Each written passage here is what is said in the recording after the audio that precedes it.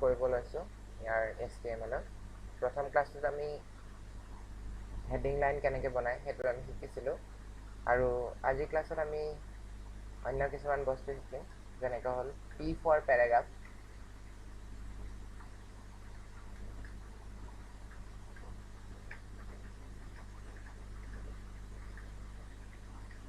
this is a paragraph এইটো এটা paragraph P for paragraph আমি এতিয়া চাওঁ paragraphটো কেনেকৈ ওলাইছে এইটো ৰিফ্ৰেছ কৰিব লাগিব এইটো paragraphটো ওলালে this is a paragraph তাৰপিছত আমাৰ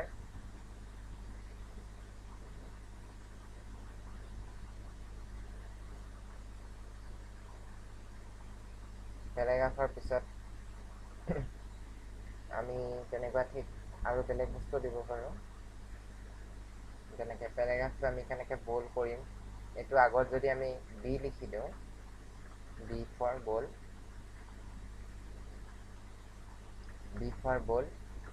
এইটো bold হৈ যাব আৰু এই লাইনটো আমি কপি কৰিব বিচাৰিছোঁ এইটো আমি কপি কৰিম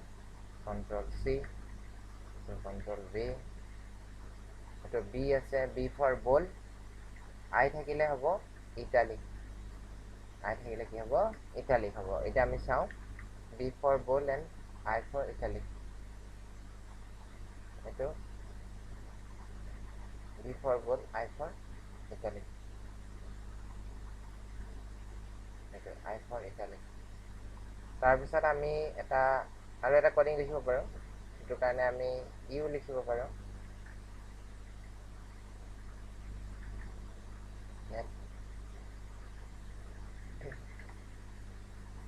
U for underline হ'ব Ctrl S সেভ কৰি দিলে U for আমি underline হ'ব bold italic underline এনেকৈ আমি দিলোঁ আৰু চাওঁ আমি কি কৰিব পাৰোঁ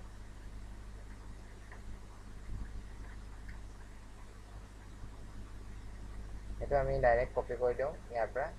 সময়টো বাচিব কপি কৰিলোঁ Ctrl C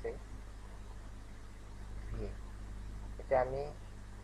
এইটো লাষ্টত emphasize text বুলি কয় এইটো EM কৰি দিম EM এনেকৈ কৰি দিম এইটো emphasize text এইটো ৰিফ্ৰেছ কৰি দিম এইটো emphasize textটো দেখিবলৈ অকণমান similar to the italic similar হয় কিন্তু ইটালিকটো যি হিচাপত ওলাইছে সেইটো হিচাপত মানে যদি ফন্ট সাইজটো ডাঙৰ হয় বা হেৰি হয় তেতিয়া সেইটো বেলেগ হৈ যাব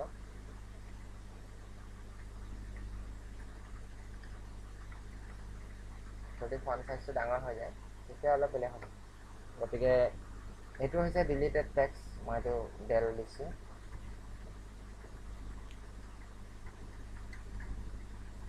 পেৰাগ্ৰাফটো সেভ কৰিলোঁ এইটো ডিলিটেড টেক্সটৰ মাজত এনেকৈ কাটা চিনটো আহে এইটো হ'ল ডিলিটেড টেক্সট আৰু আমি যদি আৰু আছে কিছুমান যেনিবা আমি অক্সিজেন লিখিব লাগে অক্সিজেনটো সাবস্ক্ৰিপ্টত হ'ব প্ৰথমতে O